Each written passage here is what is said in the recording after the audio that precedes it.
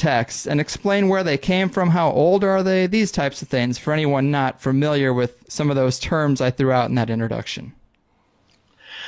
Well, let's see. The Vedic culture came to an end with the Battle of Kurukshetra, the Bhagavad Gita war, the war that is depicted in the Bhagavad Gita where Arjuna spoke with Krishna on the battlefield.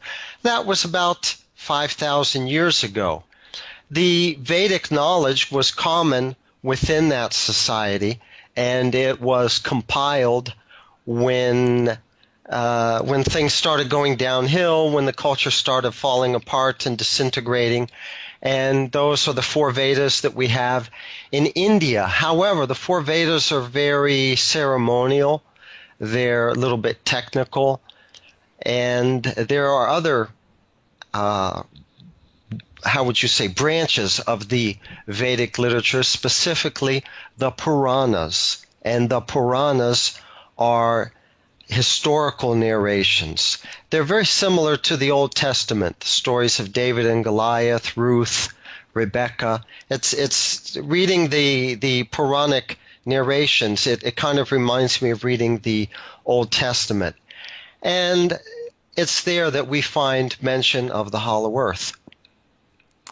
Interesting. I mean, these texts, obviously, they're, I guess, compared to Sumerian texts, are these considered to be older? Because we're talking 5,000 years, and that's just when they were written down. I mean, there might be an oral tradition that extends longer than that.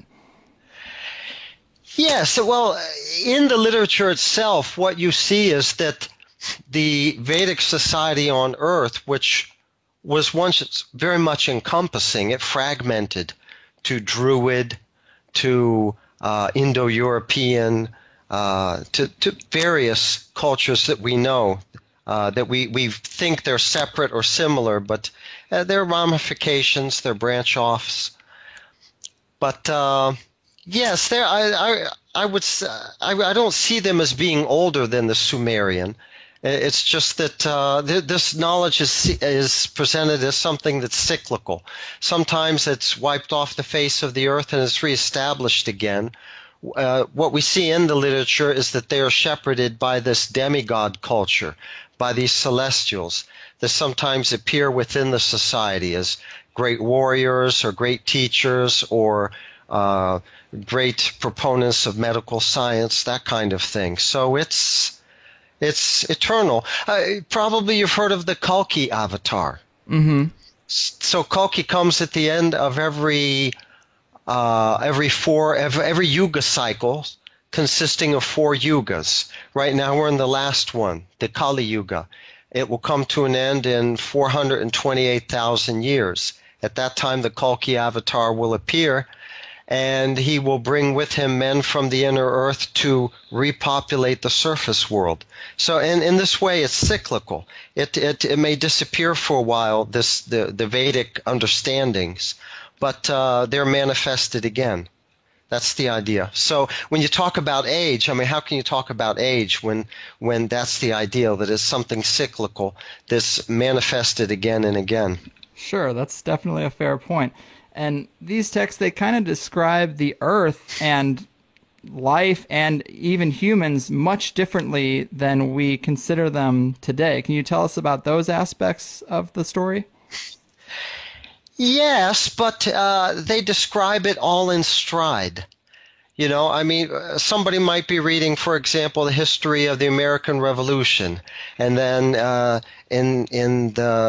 as part of the reading, you'll hear about the Atlantic, and you'll hear about the British, and you'll hear about France, and, you know, the French fleet came, and this, that, and the other. Well, in the same way, you know, it's not, the point is not to describe these places. People knew about these places already. And in the same way, these Puranic texts, they describe narrations that have their own points, but as part of the storyline, the hollow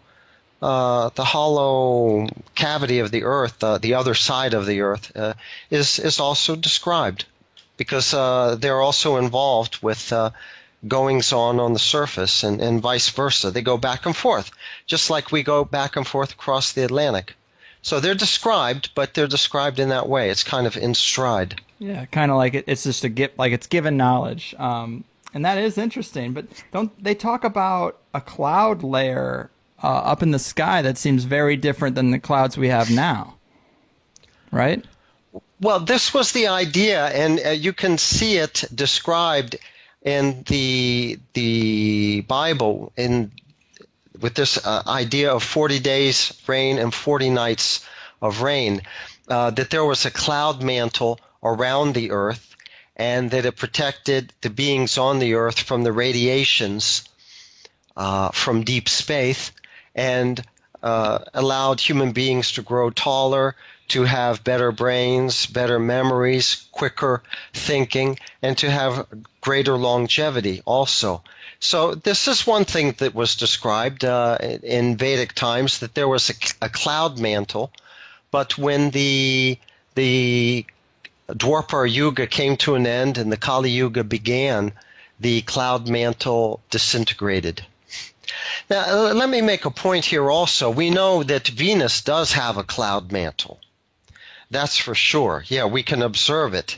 And what we're told, for example, is the Venera 9 probe in the middle of the 70s, a Russian probe. They had several Veneras, went to Venus, of course, orbited it, and dropped down a small probe that passed through the atmosphere of Venus. A parachute opened up. It spent 45 minutes floating down through the Venusian atmosphere until it landed on the surface. Now, what they tell us is that because of the cloud mantle, that Venus becomes superheated, heated up to 950 degrees Fahrenheit. Now, this gives us the idea that life cannot exist beneath a cloud mantle. Mm-hmm. But, I take all of these claims by space agencies with a grain of salt. I don't see how, a parachute can drift through an atmosphere, especially a wet atmosphere with, clouds and whatever, at heated at 950 degrees Fahrenheit. Right. It would burn up, it would melt, or something like that. So this is something that's always surprised me.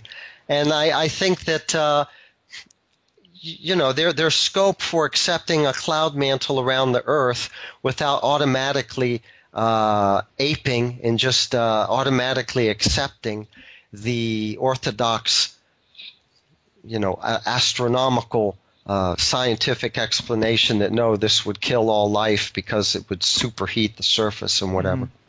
I just thought I would mention that. Yeah. There is a cloud mantle. I mean, it's described, but I think that civilization lived within it, Right. I mean, it is super interesting to think about the world being so different. But I mean, obviously, these texts have been translated many times over. And we were talking the other day about how they can be interpreted and how they relate to the Hollow Earth idea. And you made a good point about a translation being confined to the understanding of the translator. So, of course, if a translator hasn't been presented with some of these ideas, it can easily create warps in the translation, which we've seen in certain descriptions of weaponry in the Bhagavad Gita, for example. But how does this translation issue apply to what we're talking about now? Well, certainly there are translation of these Puranic narrations that don't mention the Hollow Earth aspect of the story at all. And there are others that mention it, which is really a stark contrast, to say the least. Mm-hmm. But I would certainly say it must be hard for these translators, especially in the face of the modern concepts of our planet, the configuration, let's say, of our planet, to just all of a sudden jump up and translate that, oh, the earth is hollow. This is what our scripture says. They may feel that this would be threatening to their scripture, that their scripture would be considered as poppycock or something like Greek mythology or whatever. So they hide these things. Maybe they're a little bit ashamed or something like that. But it's certainly there. The descriptions of the hollow earth and even cavern worlds are certainly there. Now, you mentioned the point that these texts have passed through, the hands of one translator to the other until they've reached us in modern times. And this brings up the idea that perhaps some changes were made to these texts, and maybe some exaggeration or something like that. But I'll bring up an interesting point. Of these Puranas, there are 18 of them that are especially prominent. There is one which is a little bit different. It belongs to a certain community of Brahmins in India, and they've kept it up, let's say. They've maintained it well. What is said about this Purana is that it has no interpolations in it, that it's a closed book. It was written in Vedic times. It ended in Vedic times. It didn't continue. It wasn't updated. And specifically, it's written in that same Sanskrit of the Vedic era. And you don't find further comments, or as I say, these interpolations, which involved post-Vedic Sanskrit or much more recent Sanskrit. So what you find in the Bhagavad Purana is actually very genuine. The impression that everyone gets is that it's it's the real McCoy. It hasn't been touched. It hasn't been fooled with. It's written in the same script, that kind of thing. And it does mention these Hollow Earth narrations, these Hollow Earth pastimes. So that's kind of a control for us when we look at the work that other translators may or may not have done. So I was thinking I would bring that point up. Yeah, that's definitely worth mentioning. I mean, can you tell us about some of these areas in the text where they do discuss interactions with other beings on the planet? And are those interactions, are they happening mainly around the times of massive Earth changes, the changing of the yugas, or popping up here and there, or is it more of a sustained relationship? Well, I would like to jump into that part, but let me just make a comment on what you were saying, for example, about some of these exotic weapons that we see mentioned in Bhagavad Gita and other literature. What we see mentioned are arrows that seek and follow their prey, which remind us of missiles, guided missiles, heat-seeking missiles, for example. We're also exposed to the idea of UFOs, aircraft with UFO flight characteristics, the fantastic speeds of the UFOs and the way they stop on a dime and make right-angle turns and that kind of thing. We're also exposed to voice-activated weapons, voice-activated arrows with a mantra on them, which is programming, such that they will do what they were told. Mm-hmm. So when the British first went to India and started translating these texts, it was just it was Looney Tunes for them. It was just some crazy, wild, unacceptable description of a culture and whatever, obviously. But nowadays we see these kinds of weapons, So all of a sudden it doesn't seem that far-fetched. And when we think about the Vedic culture and these Vedic descriptions of the Hollow Earth, let's keep in mind what the Vedic culture was. It was a culture that had a written language which is much more sophisticated than our languages today, of which, let's say, Latin, German, the Indo-European languages were fragmentations, simplified forms of Sanskrit. They were developed in terms of astronomy and calendar systems. They were developed in terms of mathematics, and we're talking about certainly algebra. So these are not just like the Yanomami Indians of Brazil that have some folk legend about the Hollow Earth or something like that. These were actually at least the Brahmin caste. They were very educated. and had a lot of information and knowledge to their credit. Right, and that is definitely worth acknowledging. It helps strengthen the case. Sure, definitely. Now, the interactions with other beings do not seem to be related at all to earth changes or specifically to changes in yugas. I would say no. I would have to say no. I'll run a few of the narrations by you and try to just give the gist. Sure. And you'll get a feel for it, and then we could take it from there. Now, we spoke about the Bhagavad Gita, for example. The Bhagavad Gita is so well known. I mean, I remember being in, 11th grade literature class, and we studied Siddhartha, and we also studied Bhagavad Gita, the conversation between Krishna and Arjuna. And I had taken up Transcendental Meditation, and I had read the Maharishi's Bhagavad Gita. I had read the Christopher Isherwood Bhagavad Gita. Timothy Leary quoted from Bhagavad Gita. You know, it was that kind of thing. Mm-hmm. And so it's an Hindu literature that is known to us. So, my God, we talk about Vedas, the Rig Veda, and we talk about the Puranas. Who knows what in the world those things are? but maybe you remember high school studying the Bhagavad Gita like I did, or maybe in Transcendental Meditation class. You know, it's a point of reference. Mm-hmm. So, Bhagavad Gita is part of a larger literature called the Mahabharata. Mahabharata has something like 64,000 verses to it, lines, sentences to it, lines, shlokas. So that's incredible, for one thing. It's very large. The Bhagavad Gita is only one chapter in this whole history, narrated history of the times of the Krishna avatar. And what we find is that a few chapters before the Bhagavad Gita, Krishna was speaking to Arjuna's older brother, who was the king whose kingdom had been usurped and on whose behalf Arjuna was going to enter the fray, you know, the one army against the other and try to recover it. But what Krishna was chatting with him about was the inner earthers and how they had made all of them, the entire inner earth, had made an alliance with Arjuna's opponents, who was Duryodhana. That was his name, his Sanskrit name, Duryodhana. And that they were going to be really formidable opponents.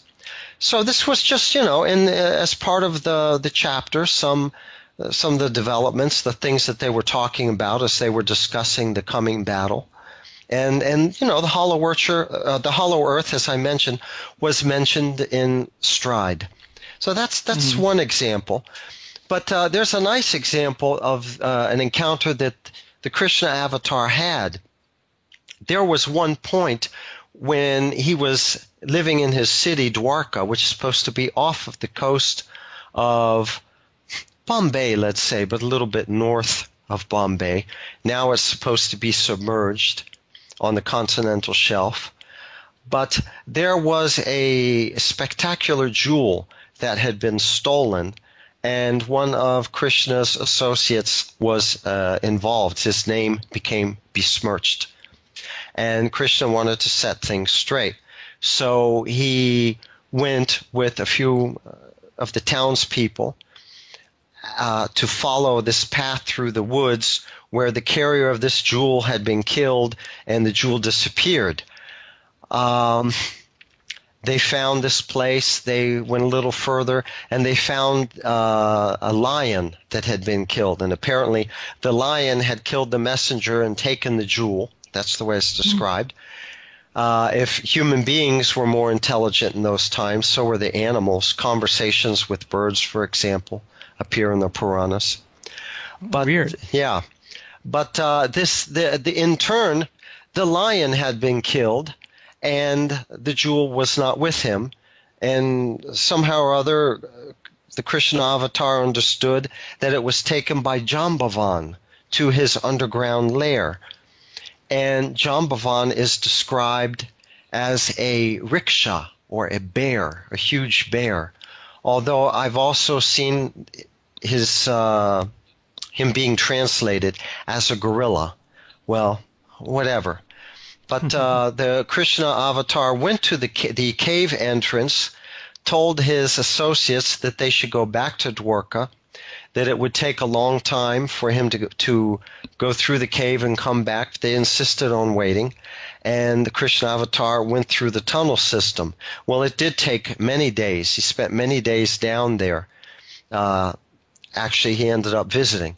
And they did become discouraged and confused, and they went back to Dwarka. But what happened was that Krishna spent days going down through the tunnel until he came to a cavern world. And it's described that the home of the rickshaw of the bear, Jambavan, was there. And this is from where we get the word jumbo from Sanskrit, because Jambavan was extremely huge. He was like a giant. And Krishna entered the home, and he went into the playroom of Jambavan's boy, and the boy was there playing with the jewel that had been given him to him by his father as an article to play with. And it's described that the nanny of the boy became very frightened, and she ran away and screamed. And soon Jambavan appeared in the room and became very angry because he felt that his boy was being threatened or something like that. And they went outside and they battled. And they battled with maces, and they battled for actually many days until the rickshaw became weakened. He was actually like Hanuman, the monkey warrior, the great devotee of Ramachandra, who is another avatar. Because he was also, this rickshaw was also a great devotee of Rama, of another Vishnu incarnation. And he was very powerful, and he realized in the middle of this combat that the only person this could be is a Vishnu incarnation, because nobody else can stand up to me and fight for days on end like that. So he stopped the fighting and he questioned Krishna, who are you? Are you a Vishnu avatar? And that kind of thing. And Krishna had his enjoyment, played how would you say, kind of a prank, transcendental prank on his devotee, and they became friends, and he spent a few days there. And Jambavan was very happy to give back the jewel to the rightful owner so that things could be set straight and whatever. And Krishna went back to Dwarka. So this is very interesting. It's not like we see some lair that's just a cave with bones lying around or things like that. It's described that there was a home and that there was even a nanny. This is just very unusual. Right.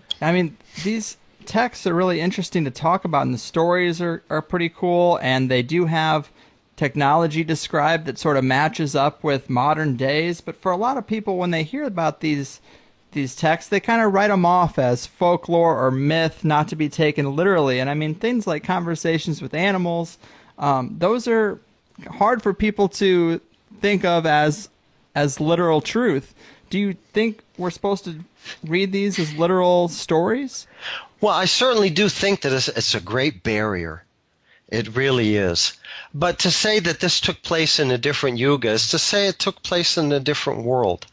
It took place in a world where there was no radiation from outside, where people were very telepathic, where mantras were efficacious, where they were like incantations, that would manifest their results right before your very eyes, manifest from the astral plane on the physical plane. This would take place especially through fire and their fire sacrifices. I just think I think it's a real barrier. It really is, and it's something that I became accustomed to over years. And something that I accept as typical of those times and of that atmosphere, the physics of the planet at that time. But I just, I have to kind of maybe leave you right there and just say it's a real barrier. I understand. It's one of those things. you can only tell the stories and people have to make a decision on how literal they want to interpret them. But before we get too deep into this conversation, I'm hoping we can give people a good visualization of how the Hollow Earth researchers generally see the planet, because we're so used to the crust, mantle, solid core concept that seems so set in stone. Can you give us a better understanding of the composition of the planet from this alternative perspective? Well, let's see. The planet has an outer shell. All right, let's start with the shell. One thing that you would have to discuss is how thick is the shell. Now, Right. now, if you accept Newtonian gravity, if you accept that gravity is dependent or corresponds to the density of mass, then you come up with the problem. If the shell is too thick, the idea is that the shell, the gravity could be emanating from the center point of the planet. The idea would be that if there's a shell and a cavity within, that the shell would come collapsing down upon itself, that it would fragment and break. So this is one problem that's posed. And then if the shell, that's the shell. If it were too thick, all right, that wouldn't happen because the structure would maybe be strengthened. But then you have a very small cavity, and you have particles from the sun that bring heat with them, that bounce around on the inside. They would heat up the cavity to an unbearable temperature. And if there is, if the inner sun, so to speak, we call it a sun, if it has any nuclear component to it, and a nuclear element. Radiation. Yeah, radiation. I mean, how can you have radiation in an enclosed space like that with just little openings at the polar extremes? So this is something that has to be worked out. Gravity has to be understood. You have to change physics to look at a hollow Earth planet. You really Right. do. You have to throw Newtonian physics out the door, and you could just imagine what that is. You know. Yeah. I mean, it's tough because it seems like Newtonian physics checks out mathematically. It seems like there's a lot of implications about orbits and mass and all that kind of stuff that's kind of over my head that smarter people than me seem to be in agreement with. They seem to have worked it out mathematically. So, yeah, I mean, the implications of the Earth being so different are huge. Well, you can make any description that you'd like through a language, even the language of math, and you can write fiction in English, you can write fiction with math. So when we're talking about the orbits, they have to make up masses and invent mass in order to make the celestial mechanics, Kepler's laws and all that actually function. And then they say, well, this planet must have a massive nickel core, and the other one, it has to be, maybe, I don't know, I'm speculating here, but tin, a lighter metal, Right. because I and get like what you're that, saying. yeah. So They they plug make in the that up. holes. Yeah, they plug in all the holes. So don't take that too seriously. But then one thing that becomes very interesting is if you see gravity as gravity effects caused by electromagnetic force.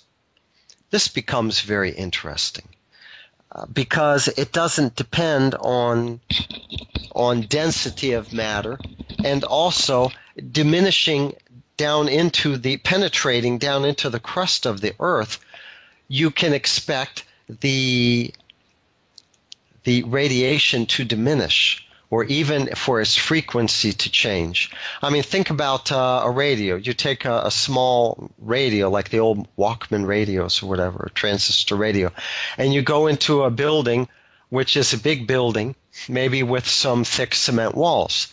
And then in the lobby, maybe you're still receiving, you can hear your music. But then if you go into the interior of the building, you've got so many walls, so much matter between you and the source of the radiation that you can't receive anymore. You can't hear your radio. It doesn't get through. It doesn't work inside. So gravity would be like that. On the outer surface, the gravity effects can be very pronounced, but as we penetrate through the crust, through the shell of the Earth, we would expect gravity effects, if gravity effects are caused by an electromagnetic radiation, we would expect the radiation to drop off in intensity and gravity effects to diminish also. So this would mean that you could have structure in the middle of the crust without any weight. You could have mass without weight, or without much weight. That is interesting, because I have had some guests on the show who've claimed to reverse engineer UFO craft or to have made it on their own, and they talk about that. They say that there's a electromagnetic relationship to gravity, and that is how crafts are able to hover and turn on a dime, because they're using some type of force or harnessing some type of energy that we don't consider in our everyday life, and it insinuates a fundamental misunderstanding of gravity. So it is interesting that you would equate gravity to that, because it does show up in other areas too. Yes, definitely. I'll go along with them. What you're seeing when you think about UFOs is repulsion. Gravity actually does exhibit repulsion. It's like two positive poles of a magnet going against each other. There's repulsion. And there are even, like monorail trains that are elevated above the surface because of magnetic repulsion. Well, magnetized particles, they also have positive and negative poles. They also have canopies, like a magnetic canopy around their particles. Very similar to the electromagnetic effects. Very similar. I mean, same thing basically. So there you have it, the Earth emanates this electromagnetic radiation, and the atom has a net positive charge. They say the atom is neutral, but there was one scientist in the early 20th century. What was his name? Lippincott. And he came up with some experiment that proved that the atom has a net positive charge. And he was poo-pooed about it and just kind of scoffed aside. And later on they made up to him, and he won the Nobel Prize for some relatively unimportant discovery that he had made. But that's why our feet are firmly planted on the ground, because the atom has a net positive charge. But then if something has a negative charge, like a UFO or a cloud, clouds are full of electricity. That means they're full of electrons. That means they're negatively charged. Then to the degree that you're negatively charged, you're going to float. Interesting. Yeah. Now let me ask you again, for the skeptics, trying to get them on board, some of the hardcore rationalists, the scientists out there, are there any unresolved issues or discrepancies in conventional ideas of the Earth's geology or physics that are resolved by the Hollow Earth model? Any discrepancies? Well, I would say so. I mean, you have the idea, the orthodox idea that the inner Earth is a dynamo, and that this is you have different spheres rotating on top of each other, and it creates some dynamo effect, and there's electricity. There's magnetism generated also. The magnetic canopy around the Earth is generated in this way. It's not such a tenable theory. First of all, you have strata of the Earth, which is all molten rock, And then if you have a dynamo effect, you have magnetism being generated from the center of the Earth. How could it pass through these heated layers? Because heat destroys magnetic properties. And so much magnetism that it envelops the entire Earth. In this magnetic canopy, and it's so strong at the poles. Their dynamo theory for producing heat and energy to drive geological processes and to produce the magnetic canopy, it's not very tenable.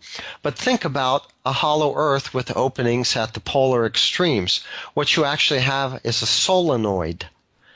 Solenoid are used in switches, electric switches, especially in cars, like ignition switches. And the idea is that a charged particle with a north and south pole, a positive and negative pole, with openings at the polar extremes, and which is hollow, a solenoid, when it spins, it generates a magnetic canopy. And there you have something, proven science, that and there's no contradiction that says, well, we haven't figured it out yet, but in the future we will know. There's nothing like that. If the Earth is hollow with openings at the polar extremes, it's a solenoid. If it spins, it's got a magnetic canopy. That's, all there is to it. And then what about energy and heat to drive geological processes? Well, this could be accounted for by particles from the sun that pass through the Earth but get caught up, say, in hollows, in openings and spaces between different strata, between continental plates and the rock below it, for example, and they build up there, just like batteries. They store heat. The particles get trapped there. And then you have electricity within the Earth. When these explode because of sunspot activity, solar flares, and excess charge of electricity building up within the Earth, when it reaches a certain point and they explode, just like a battery that's being overcharged might explode, then this would account for earthquakes, for example. That is interesting, and a lot of this does tie into that idea of the light particles from the sun and how we think about them a little bit differently. And I know the farthest out aspect of this is the idea of the internal sun, and it's where a lot of people call bullshit because it seems so foreign to our understanding. But, you've explained it just now, and you explained it to me in a way the other day that made it seem more reasonable, that it's more like a loose collection of light particles that pass through the outer layers of the Earth and illuminate the inner cavity, rather than being a sun-like star or anything like that. And I guess what's weird is people just have to think about the idea of light particles passing through the Earth, which, it's outside of my expertise to know if that's rational or not, but I can visualize it. It seems to make sense. Yeah, well, this is another obstacle to overcome. Something has to be understood. How do you get light within the crust and the cavern worlds? They're enclosed. And then you've got this hollow cavity, which is very big, but the openings are actually relatively small. I mean, they don't let in a lot of sunlight, not at all. So how do you get sunlight? How do you get heat and warmth, to make vegetation grow within the hollow Earth? A hollow sun has been, stipulated, theorized, because it's been seen by explorers, Arctic explorers, who approached the pole. During the Arctic night, the explorer Nansen, for example, who was knighted by the King of Norway for his expedition in the 1890s, he made two very significant expeditions, and one of them had him graze the opening. And in the Arctic night, they saw the sun on the horizon, a copper-colored sun on the horizon, but it was on the wrong horizon. It was on the wrong side, and this was a couple of weeks or something like that before the actual sun of the solar system was supposed to rise anyway. So in the middle of the dark night, they're wondering, what is this doing here? How do we have this sun on the horizon in the wrong place? Yeah. So we know that we know there's a sun in there. That's the idea. But then what is the sun like? It's been described as being copper-colored. The idea that we have from the descriptions, take it or leave it, of Olaf Jansen, who was a young Norwegian boy in 1848, who actually made it in, let's say, with his father on their fishing sloop Not a very big boat. There were only two of them. But he described the sun as being also copper-colored, as being kind of nebulous, and nebulous in the sense that it looked like an agglomeration of particles, and it didn't look like the sun of the solar system that has a very well-defined disk, a very well-defined edge to it. It wasn't like that. The edge was, it was an agglomeration of particles.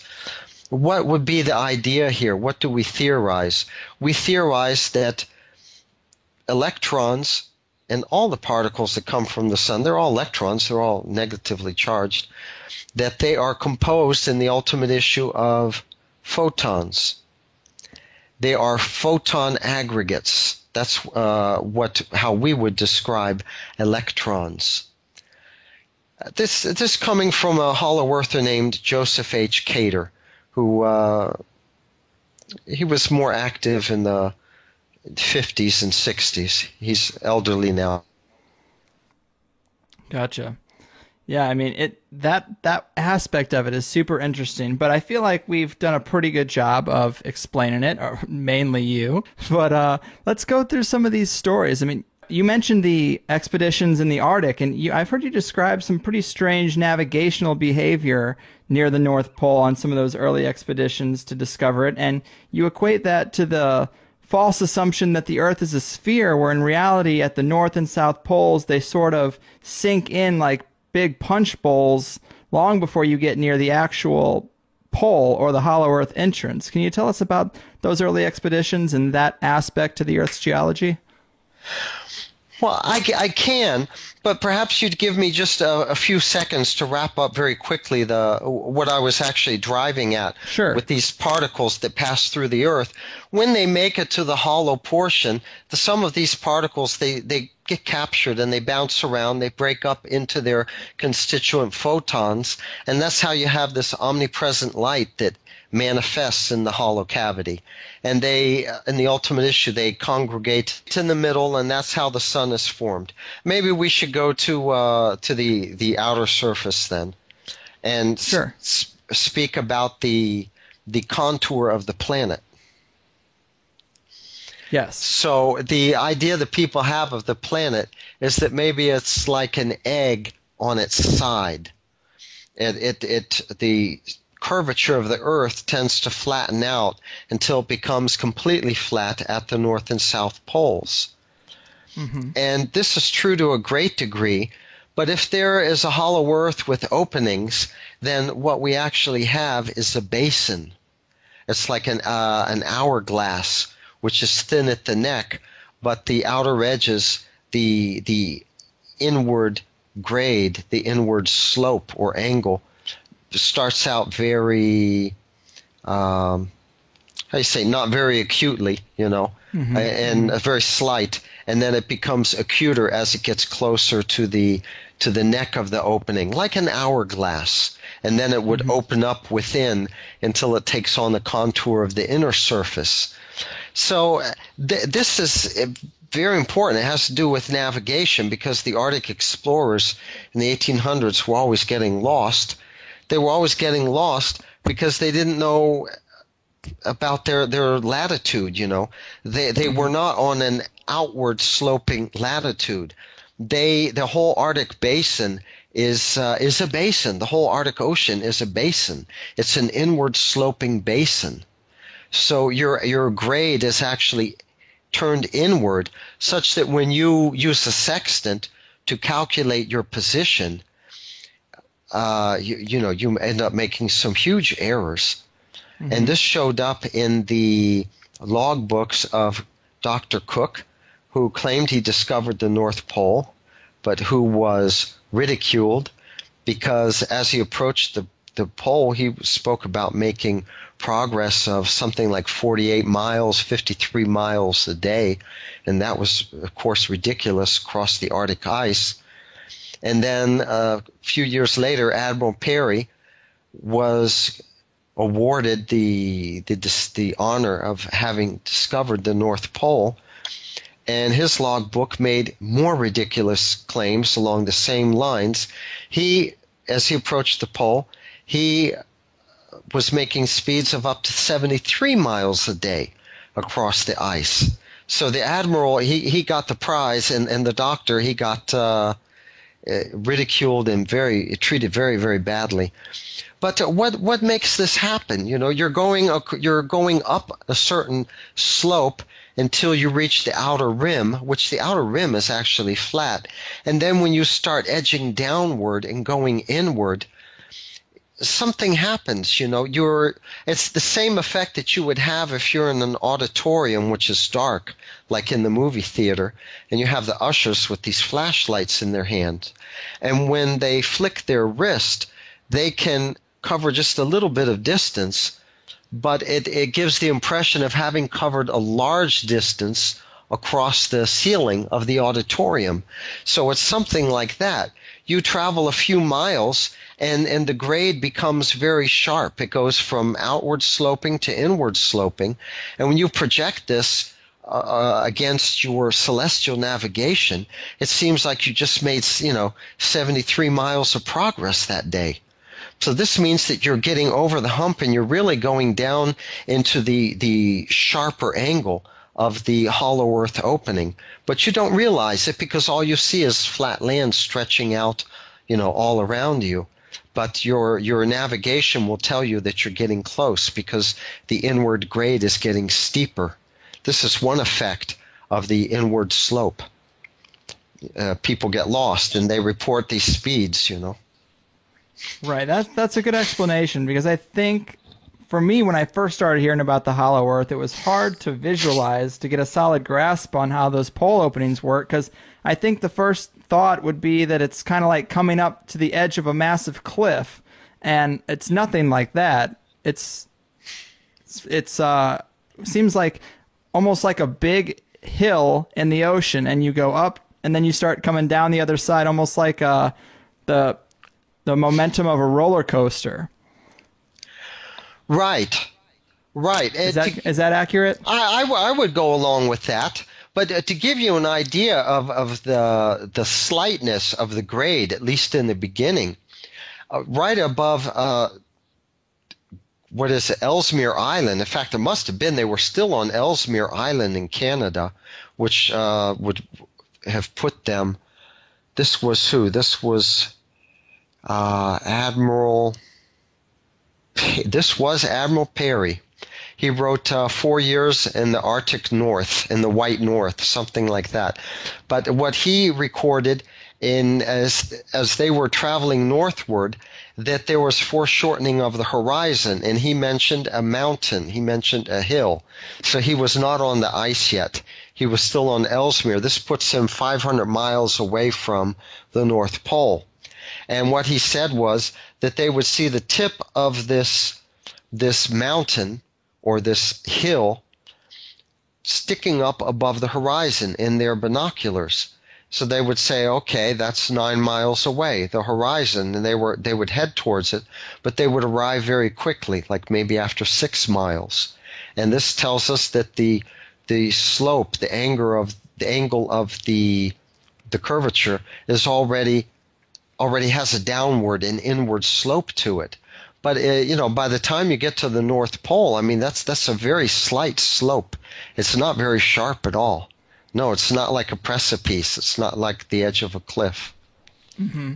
And this isn't a visual show, but if anybody is second guessing this information or thinking, we have people out on an international space station, why can't they see this? We have satellite imagery of the Earth, why can't they see this? You actually can. If you Google hollow Earth polar opening, you can see video and photographs of a strange opening at the North Pole. And in the age of Photoshop, it is really tough to know what is real and what isn't, especially when you're looking at random images. But I've seen some pretty convincing images in your slideshow presentations, and I wish people could see that right now. Well, one thing that I'll say about orbits is that almost all orbits are equatorial orbits. So it must be very hard to get a good view of the hollow Earth. You'd have to be above it to really see the opening.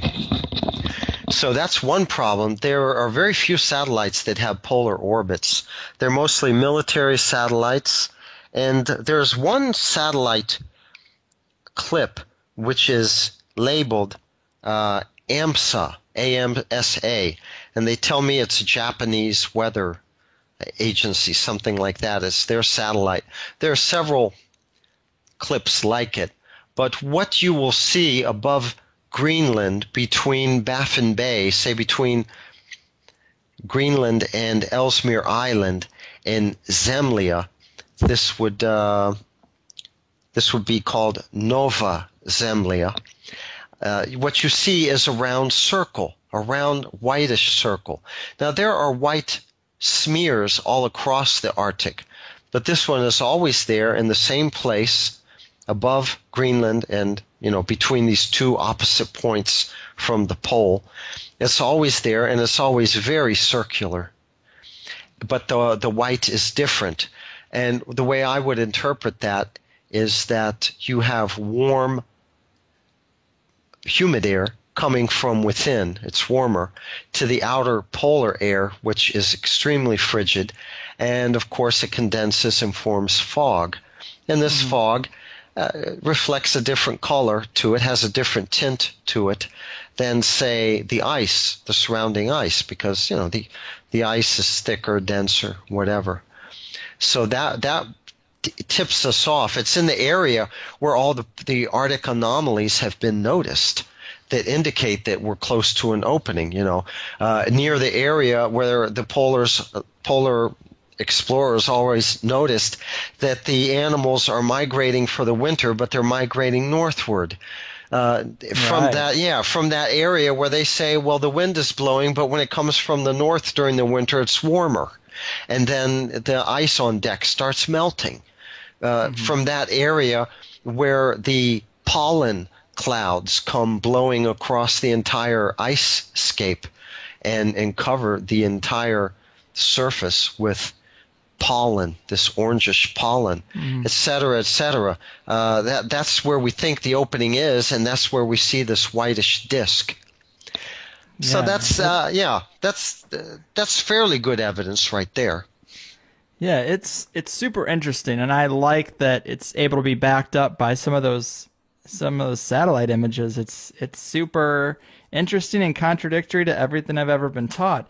But we've kind of bogged the people down with science and the knowledge of the ancient texts, and we're about at the halfway point of what we were going to do here. Let's look at some of the stories, the massive amount of anecdotal evidence that the Earth is different, especially around those pole areas. I think a lot of them are a good place to start. They come out of what's typically known as the age of exploration.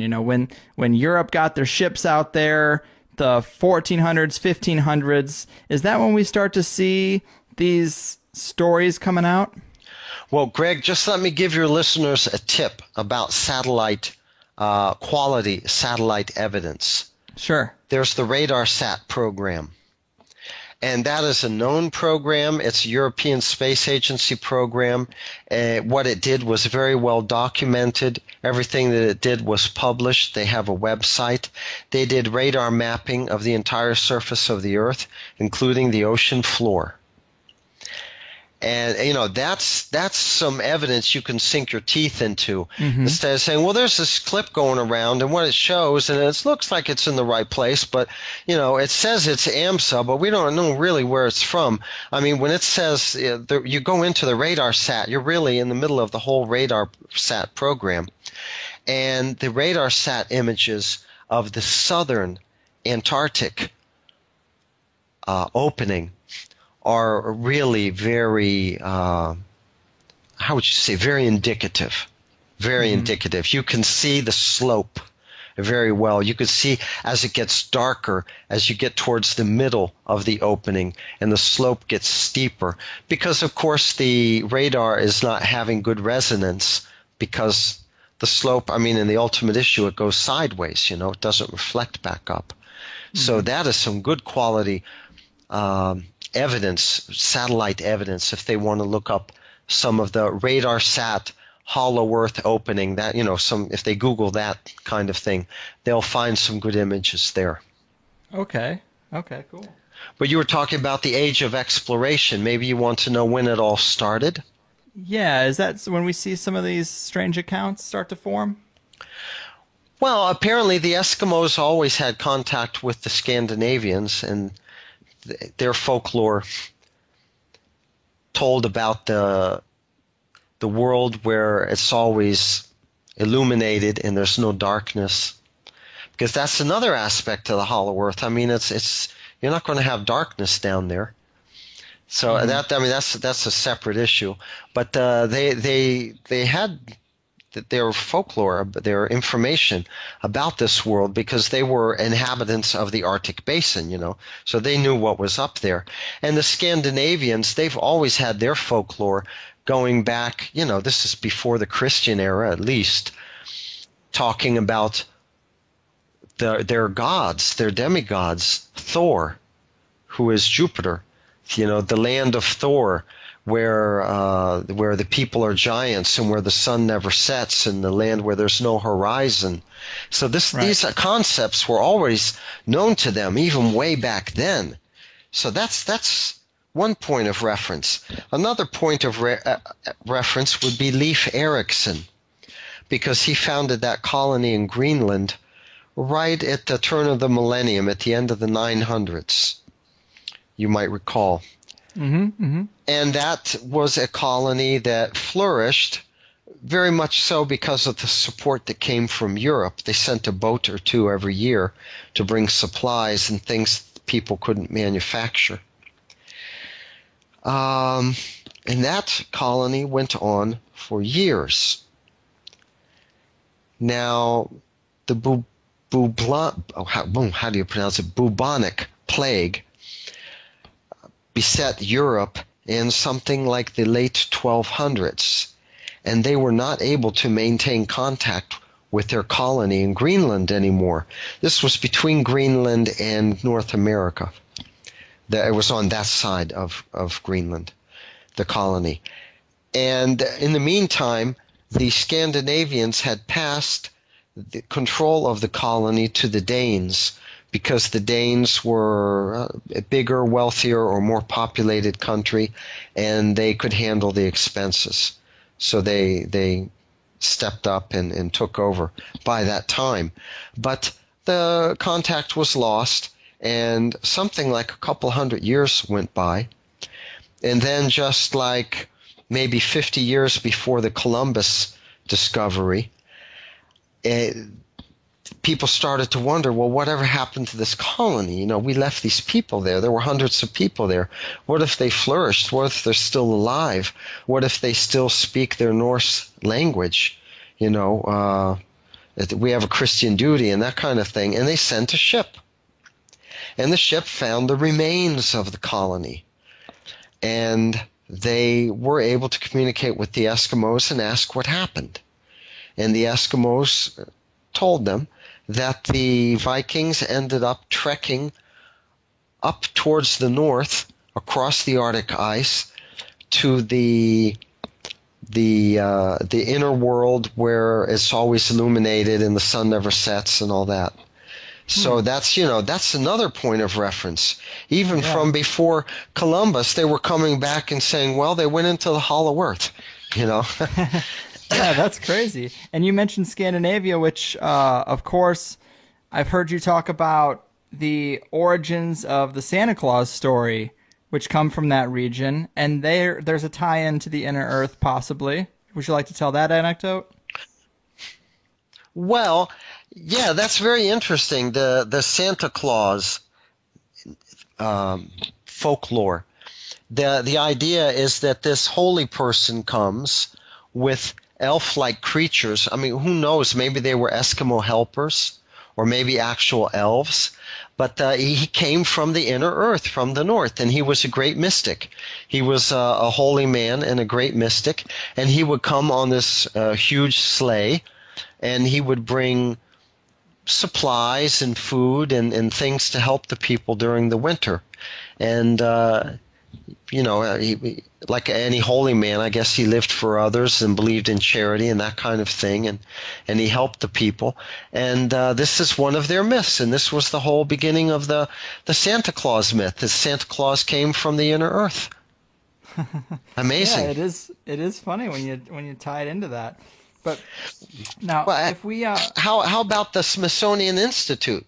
That's all hollow earth right there.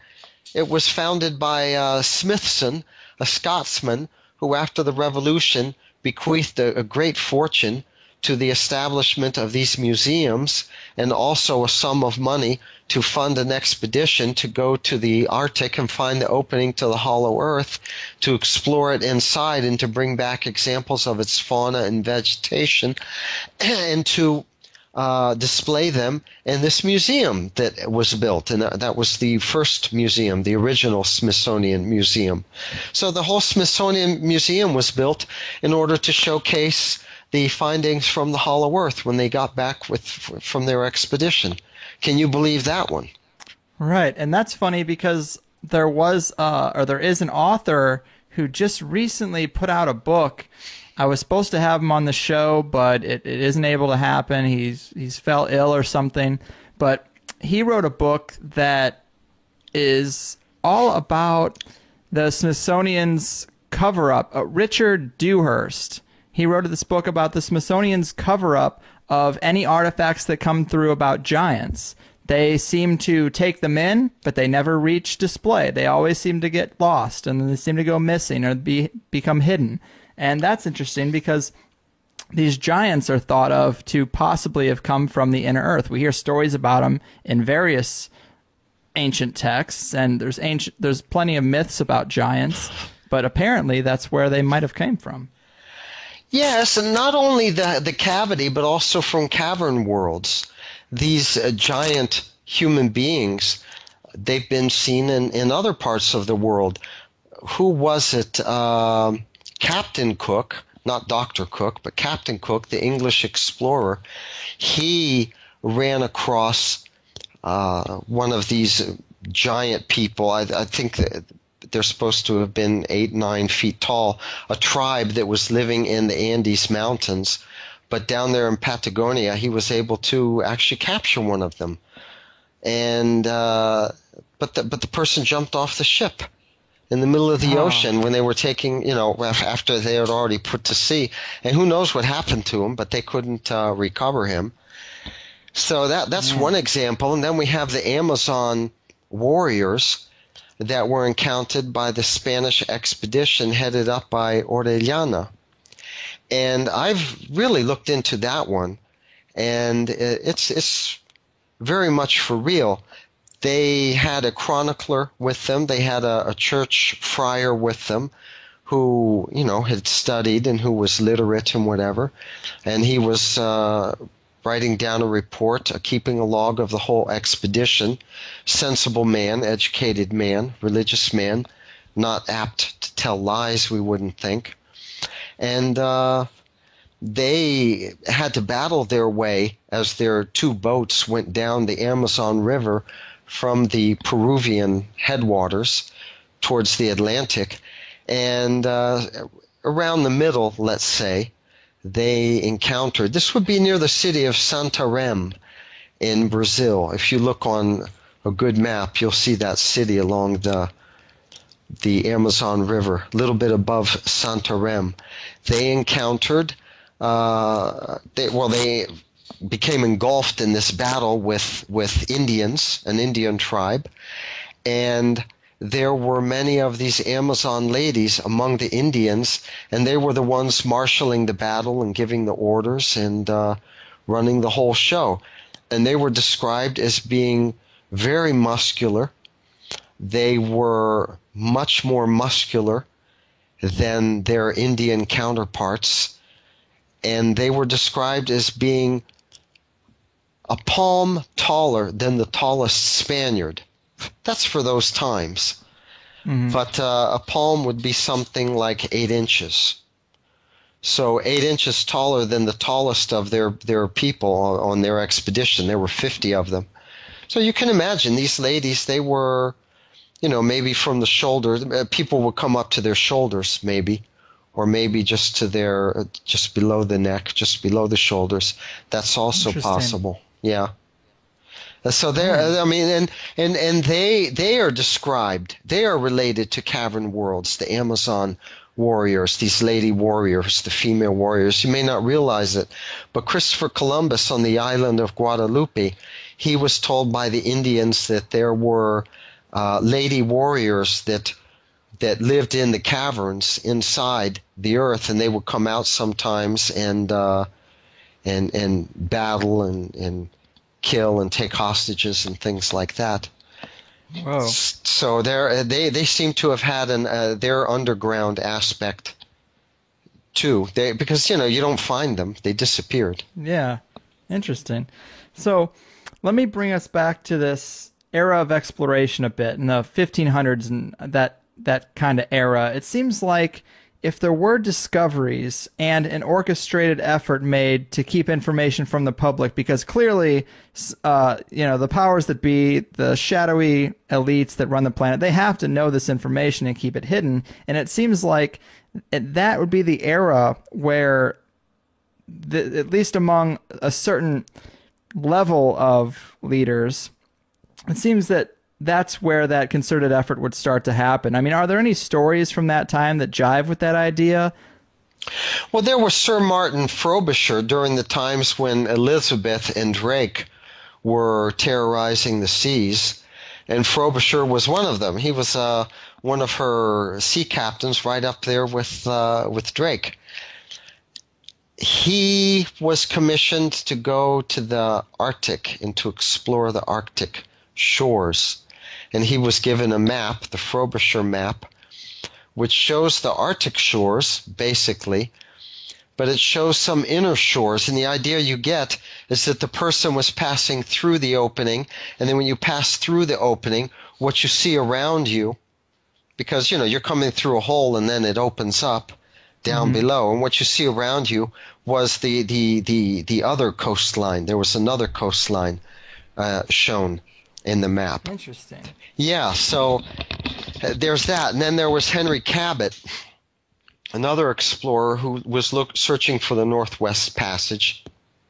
Well, he disappeared, but supposedly he was poking up there.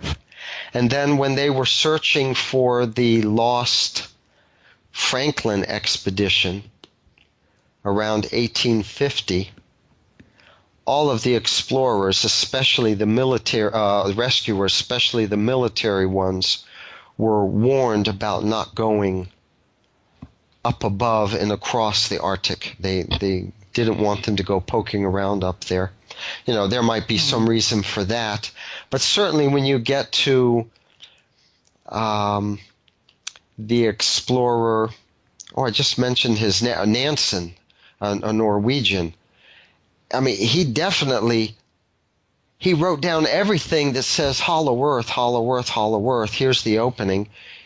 But he didn't come out and say a hollow world,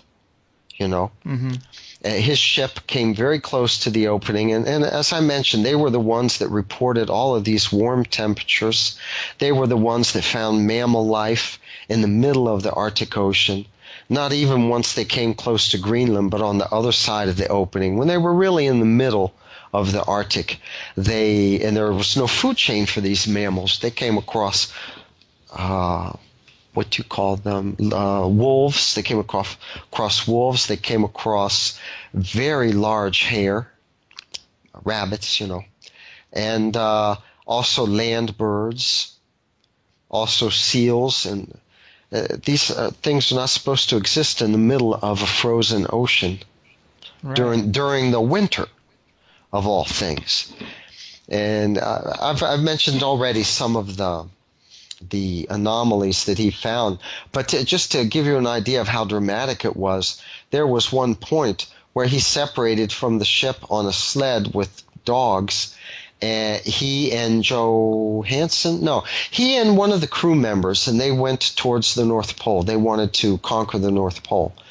But the ice was there were ridges, ice ridges, and they couldn't make it, and they had to turn back. But this was in March and this was in April. Now April, let's say 100 miles from the North Pole, is very frigid. I mean, the temperatures are supposed to be so cold. 20 degrees below zero. Those are the typical temperatures. I mean, even in April, don't think that because it's April, it warms up. It doesn't warm up until maybe July, a little bit before July and a little bit into August, and that's all there is. And then it starts very quickly getting cold again. But what Nansen said is that he couldn't get to sleep at night, and they were having trouble with their sleep typically because the temperatures were too hot. And he mentioned that during the day we set up a tent and we got underneath the shade because we were being scorched by the heat of the sun. Wow, that's not what you would think would happen up in the Arctic Circle. No, it's not. And then there was Perry again, who at the very top of Greenland was reporting temperatures of 50 degrees and a warm wind coming from the North Pole in February. Now that's the worst month of winter. And he was very close. I mean, he was at the top of Greenland. He was only a few hundred miles away. Now, that's impossible. At his base camp, which he was 200 miles away from his base camp was Thule, where they have the Air Force Base now. They reported temperatures on the same days, which were not 50 degrees, but way below zero. Man, yeah, that's interesting. So I guess let's fast forward. Let's bring it up to Olaf Jansen, which was in the 1800s. 1800s, right?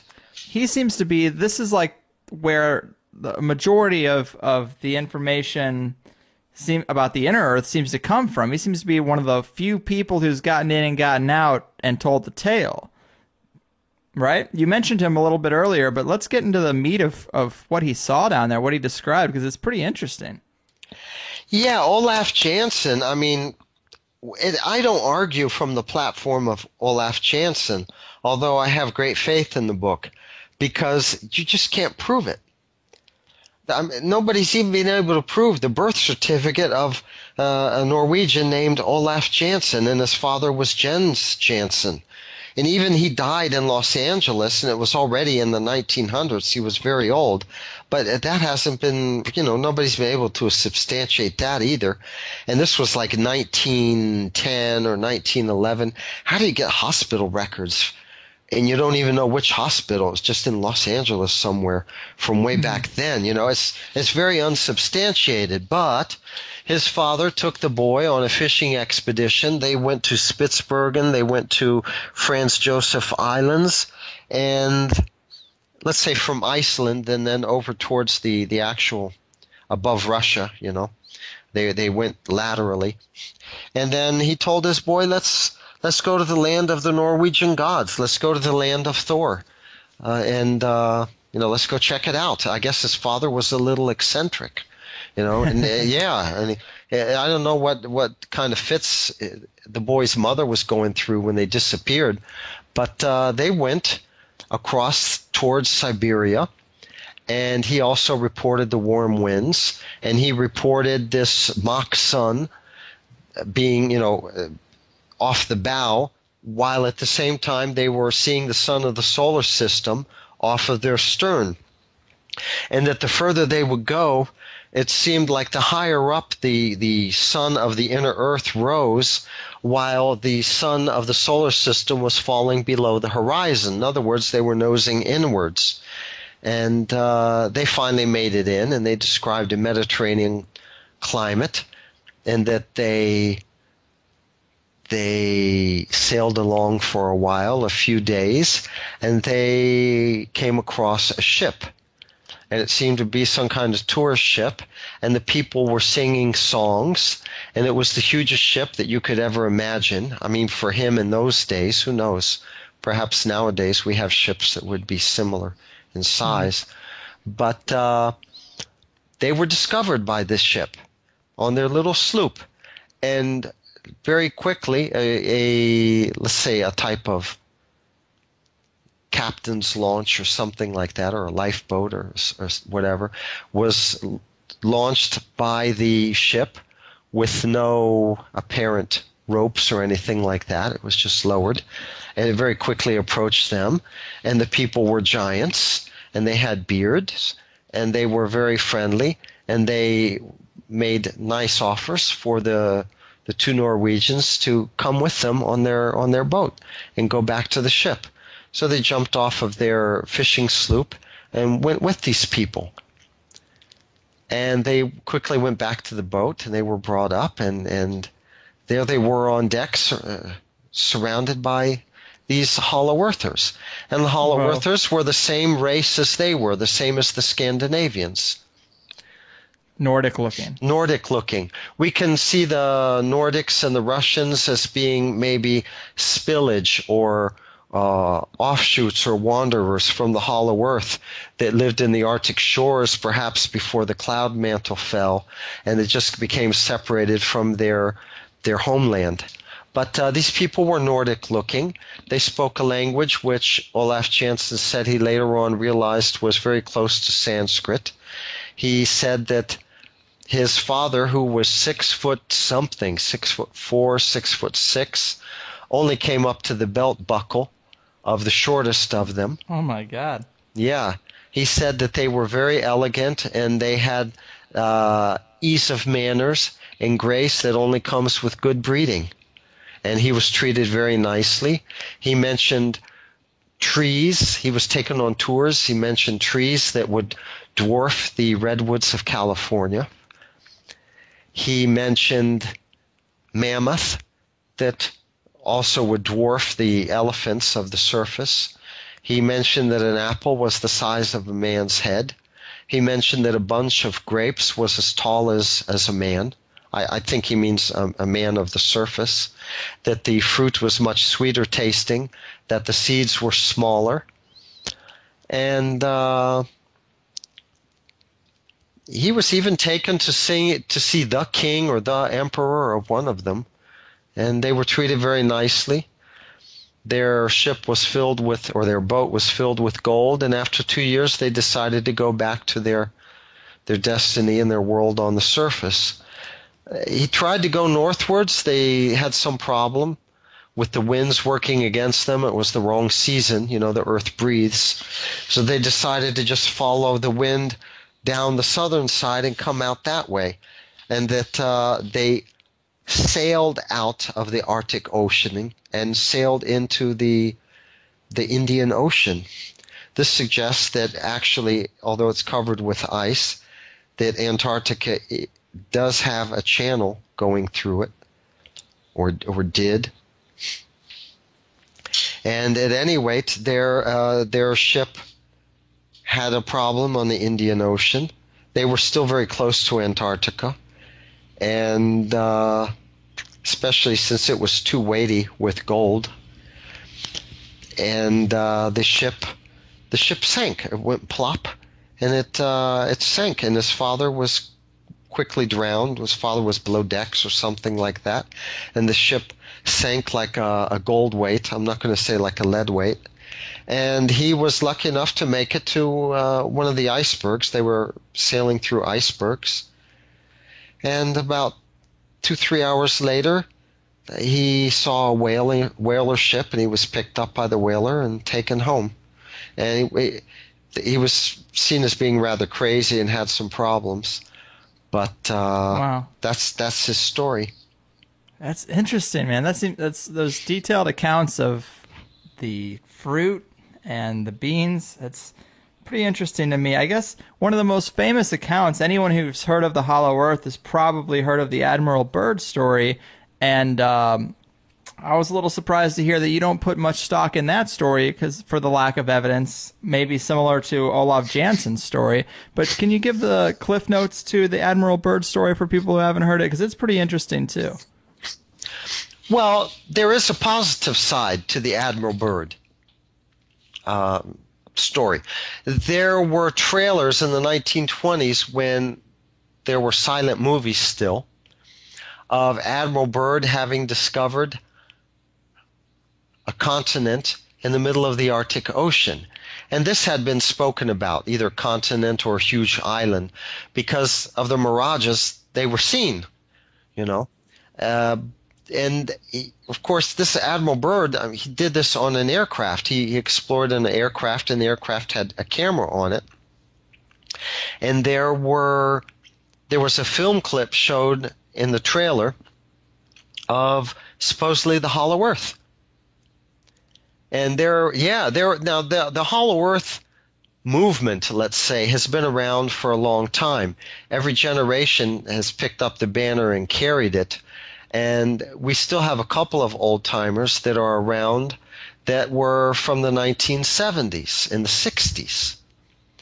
And they knew about these trailers, and they did their business. They interviewed some people who were very aged at that time, who remember being very young and remember hearing about a continent in the Arctic, and they remember seeing the trailer and the films and the vegetation and all that, and their names were given and where they lived. And there was publications back then. One of them was Mary Martin's The Hollow Earth Hassle, she called it.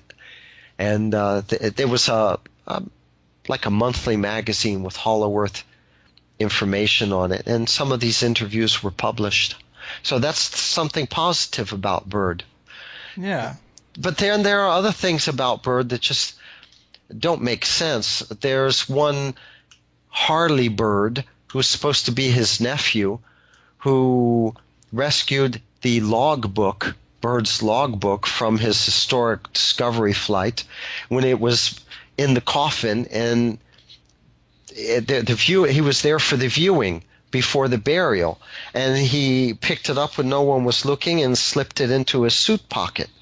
And then he was going around in North America to these what do you call them? Congresses and expositions. Speaking tour. Speaking tour, yeah, and showing this diary and speaking about the Hollow Earth and all that, and you can't substantiate that at all. And the guy's disappeared, and does the Byrd family speak for him? Has he ever gone to where the Byrd family lives? And the descendants of Byrd say, "Oh yes, this is Harley. He's our cousin," or something. Nothing like that. No substantiation at all.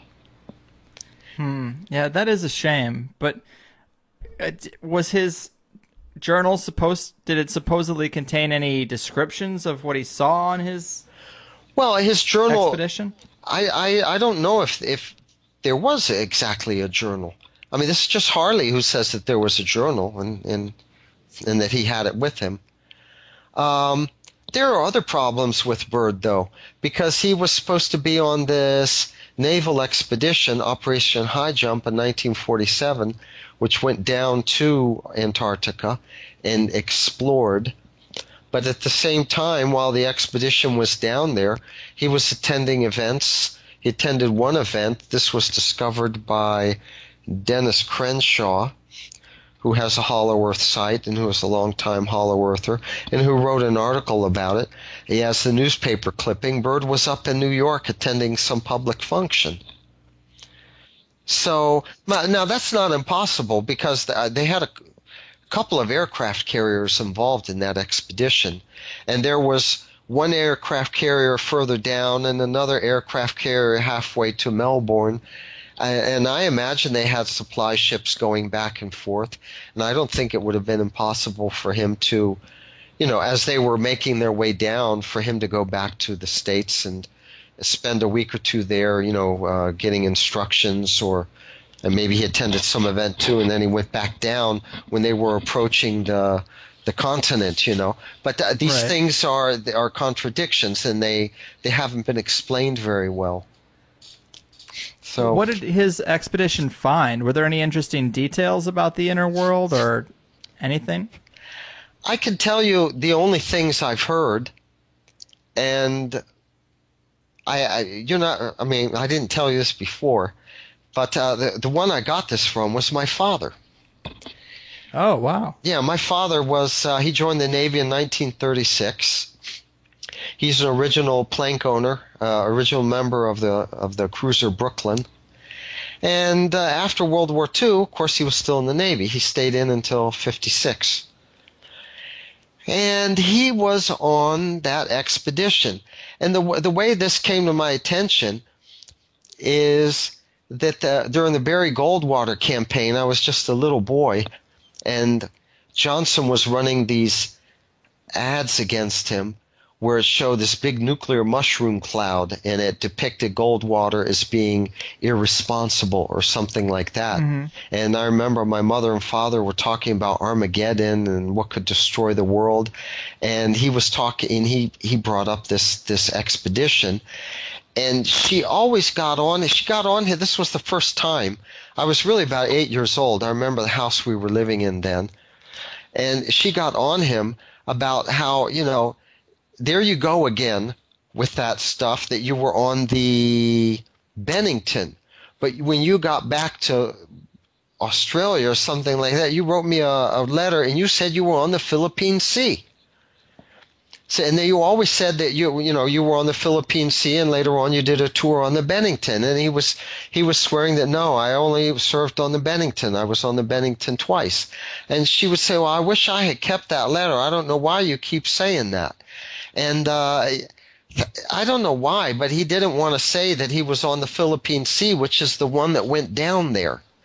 But he told her at this time when we were watching this commercial on television, it was in the afternoon. I remember everything that happened that day. And he told her that the pilots, they went down there and they investigated, and they flew because there were reports of Nazi UFOs down there, or flying saucers, or some weird contraptions like that. And they got jumped, and we lost a few aircraft, and they came limping home, and they landed, on the deck, and we had to hightail it out of there. And I remember him telling her, she was trying to ask, well, what was it? What did they find? And he was saying, well, it was sort of a depression that they're in. They're in a depression there, and that's where they were staying. And he didn't have any exact information because, come on, he was a chief petty officer. They didn't tell him about it, But there was scuttlebutt on the ships, and that's all anybody knows about, that these aircraft went down there, and a lot of aircraft, and they were encountered by UFOs. They were treated abruptly. They opened fire or something like that. There were exchanges, and they really got whipped. Lost aircraft. And see, I guess the prevailing theory is that these were Nazi crafts. I know there's a lot of weird occult themes and strange technology that surround the Nazis, and they took a lot of interest in the poles. Some even think Hitler did escape to Antarctica. Do you think they were aware of the inner Earth? Well, it's funny. They sent the expedition to the African side, New Schwabenland. There were 2 or 3 large ships, and they did have a couple of seaplanes with them, and they did do a lot of exploring, but they were on the wrong side. They were exploring because they were looking for the entrance to the Hollow Earth. Exactly. Why they couldn't find it in the Arctic, why they didn't decide to, scour the Arctic near to home, because there's so much folklore about an opening in the Arctic. That's something I don't understand, why they would go down to Antarctica. But, okay, they did that. That one New Schwabenland expedition is well documented. But as far as the Nazis establishing a base down there, the New Schwabenland ships didn't establish any bases. They were not exactly cargo ships that had tractors and cement and bulldozers and things like that. And then when you ask people, well, how, what is this about a Nazi base in Antarctica? They always talk about U-boats that went down to Antarctica and carried supplies and things like that. They call them U-boats because they were boats. They weren't ships. They were very small, really. If you've ever been on a World War II submarine, because they have a lot of them that you could go on tours, But they're not very big at all. like 3 or 4 PT boats long. That's all, you know. So how do you put supplies on one of them? They don't have a cargo bay. And how do they have enough fuel to get all the way down to Antarctica and back? They could make it to New York and back, but they couldn't make it to Florida and back or to Texas and back. The few times they did that, they would go in a pack of like 5 or 6, and then the one submarine would give half of its fuel to the one that was designated, and then that submarine would go back, and then the other ones would accompany, and they would all give it fuel until they got to a certain point, and they would come back. And then the one that was the last submarine was down there around the Florida coast with full tanks of fuel, and it sunk a few ships, and then it came back.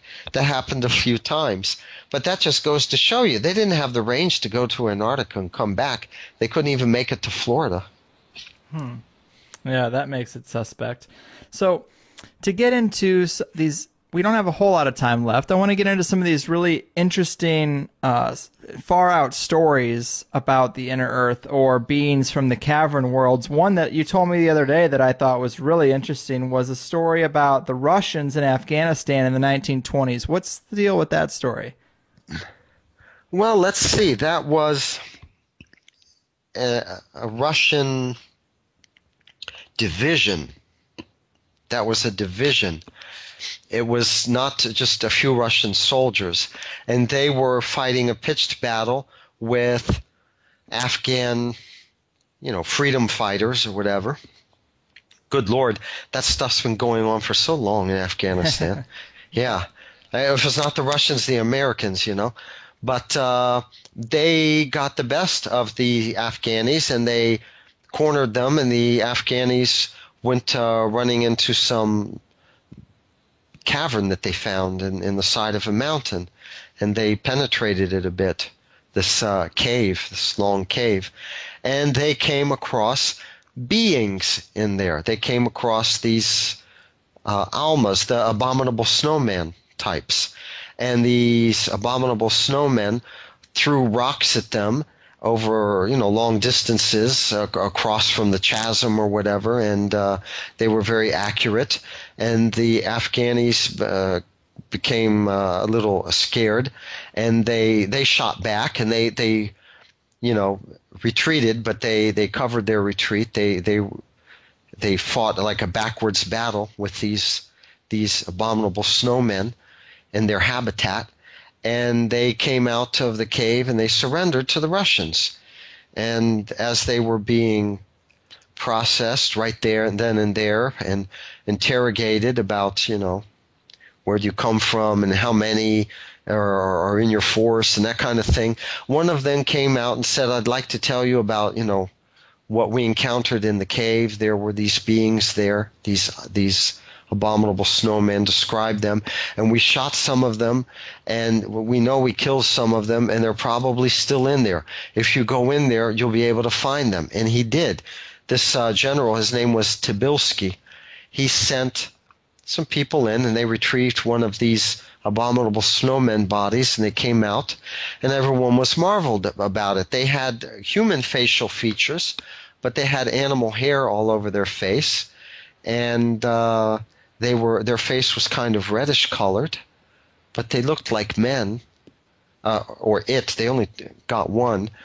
And what could they do? There was a doctor with them, and the doctor did not an autopsy, but an examination. He measured their fingers, the width and the length and things like that. He described their nose, and he took measurements of that, 1.5 centimeters long from this point to that point and all that. The size of the head, the skull, the girth of the legs, the thighs and all that, the height, the weight. And they couldn't, they were on the run. They were in the middle of a war. They didn't bring the body with them. They left it there. But this was published somewhere in Russia, and it was rescued by the writer of Forbidden Archaeology, Cremo. Michael Cremo. Yeah, that's where everyone got that from, because it's been in some archive in Russia all this time. But Cremo was the one who retrieved it. We had Cremo on the show about 2 months ago. That's awesome. Yeah. He's a good guy. Well, you know, another one who ran across a being like that was Theodore Roosevelt. Yes, yes, we've heard that story on the show before. Oh, okay. Really, really weird. But yeah, it's a person of such stature to talk about that is pretty interesting. I wanted to ask you about another guy. Probably the weirdest story yet that I had heard was I think his name was Jim Bowen. He was He was around that area just after World War II, I think. Yes. Are you familiar with that story? Did I get his name right? Yeah, that came from me. That's for sure. So I didn't know that it made the rounds and had still survived. Actually, I mentioned Cater to you, right? Joseph Yes. H. Cater, the physicist who wrote about hollow earth theory, physics, and whatever. He is, he was active in the 60s, writing about the hollow earth. And he was approached by Jim Bowen, who said that he was on an expedition which followed the Operation High Jump in 47. This was a little bit later, that he was about to get mustered out of the Navy, but they asked him if he wanted to volunteer for a mission which would take the better part of a year, and that they were looking for patriotic people, and, you know, if he wanted to do something for his country, then perhaps he would be interested. And he volunteered, and he was taken on, well, he was taken on a ship, of course, down to Antarctica. I don't know. I think they were ferried from the ship to a certain place. Yes, they were, by aircraft. So there was an aircraft carrier.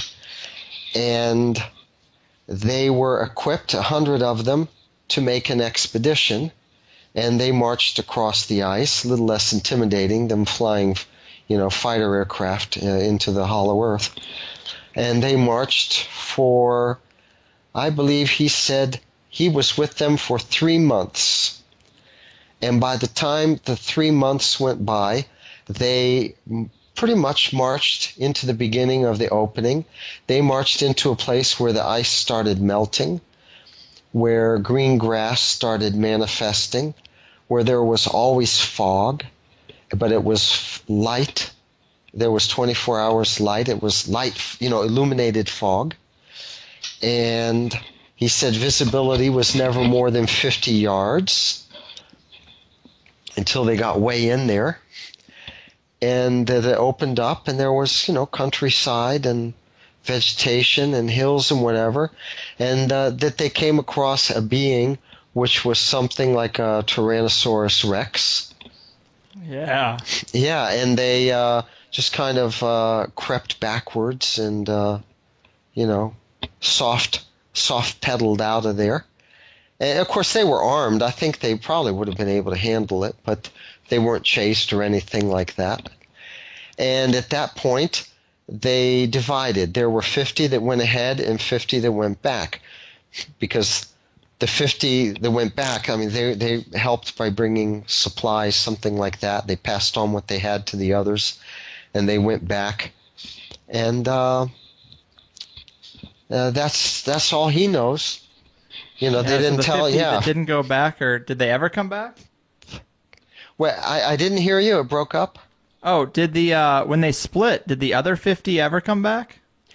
Apparently they did, but he wasn't given contact with them.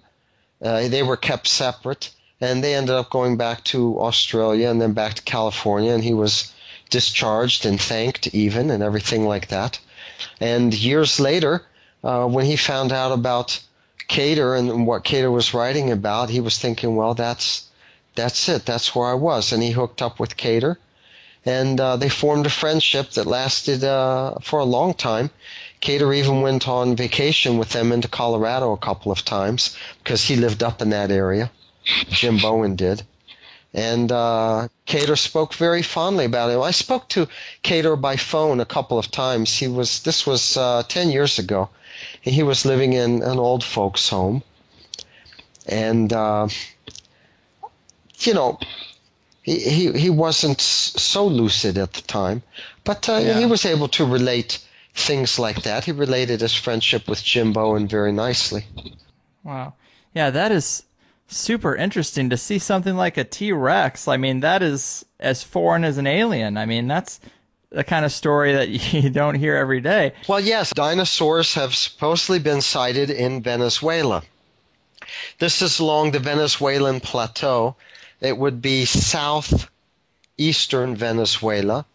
It's an area which is not accessible. On the far side of the Venezuelan plateau, let's say, would be Angel Falls, and then Brazil, the Brazilian Amazon. It is Amazon there, the Venezuelan plateau. And what I know is that in the early 60s, it became fashionable among some of the very wealthy of Venezuela to go back in that area and engage in big game hunting. They have some kind of big game back there. I don't know what. I'm not saying they went hunting dinosaurs, but they sighted dinosaurs. People came back saying there are dinosaurs there. And these this has been heard a lot. You know, I lived 2 years in Venezuela. When I was, this was what? This was 1980, 79, 80, something like that. And I heard about this back then. But that dinosaurs had been sighted in that area, and that it's hard to go there, and that going there was discouraged by the government. But, you know, take it or leave it. This is what the people, if you go there, this is what they'll tell you. And I've heard it from other sources too. This is where the Orinoco River goes, and in this part of Venezuela also the Amazon warriors were encountered by the Spaniards during the colonization period. And again, the Amazon warriors, they really do have this underground element attached to them. So I'm thinking that these dinosaurs, I'm thinking they don't exactly have their habitat on the surface, but that they come up at times. You know, just like snakes. Snakes are also reptiles. They live below the surface. They live in caves even, but they'll come out and bathe in the sun and look for food and whatever. Yeah. So those are some interesting anecdotes for sure. And as we're getting towards the end of this, I really appreciate that you've done 2 hours. But this idea, I mean, if this is true and all the forms we're discussing, you realize this would be the mother of all conspiracies, right? I mean, this would be one of the ultimate secrets to have kept all these years, right? Well, I think that there's a worldwide conspiracy much wider and just much more far-reaching than anybody could possibly fathom. I mean, let's relate it to another conspiracy. I was mentioning to you about the Venera spacecraft and the problems with accepting that this probe parachuted through the clouds, the cloud mantle, when in the atmosphere, when the atmosphere has a temperature of 950 degrees Fahrenheit.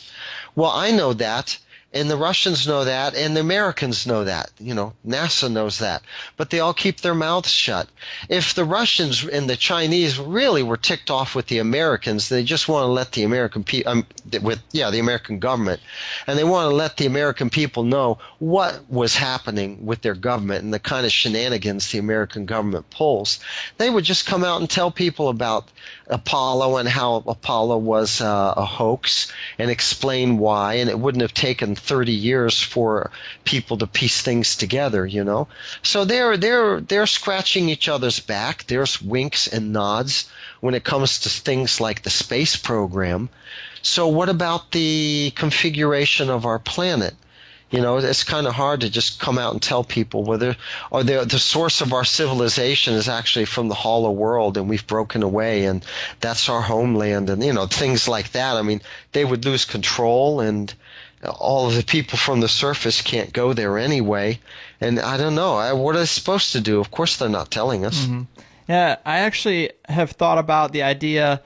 Well, it's clear the way the rulers rule is through fear and propaganda and misinformation. And it's interesting when I think back to a time when people thought the world was flat, when they thought the earth was flat, and the big scare was, oh, you don't want to venture too far from home, you might fall off the earth. And that just seems like a story you would tell someone that you wanted to keep under control. Like, I wonder if the leaders really believed the earth was flat, or if that's just something they were able to propagandize to keep a better thumb, to keep everybody under their thumb. And maybe the secrets of a hollow earth is just that to another level. Well, no, you've made a very good analogy, and that's it. The monsters that rule this world, that are warmongers and that kill millions, they don't want us to know. At the same time, what about some sympathy for the devil? You know, because like I said, what are they supposed to do? There's this joke I've heard about the devil, that he's the devil, but one day the devil helped this old lady across the street because she had these packages, you know, and he saw her struggling to get across the street, and he walked over and offered his services, picked up her packages, walked her home, dropped them off at her doorstep, and you know, she offered him a tip, and he didn't want any money for it, and said, you know, my pleasure, like that, went on his way. So they say, well, he was the devil, but you know, there was one time when even the devil did a good deed. He helped this lady across the street with her packages or whatever. So these people that run our world, they are monsters. I mean, they're killers. They're the architects of death on a huge scale. But by the same token, if they're going to be in charge, they have to run things. You know, you have to be a good manager too. Mm-hmm. And again, we can't go there. The Hollow Earthers haven't invited us. I don't think they want us to come. The most that they did, 1,000 years ago, was send Santa Claus with some packages, you know, but stay there. Right. And then what are they supposed to do?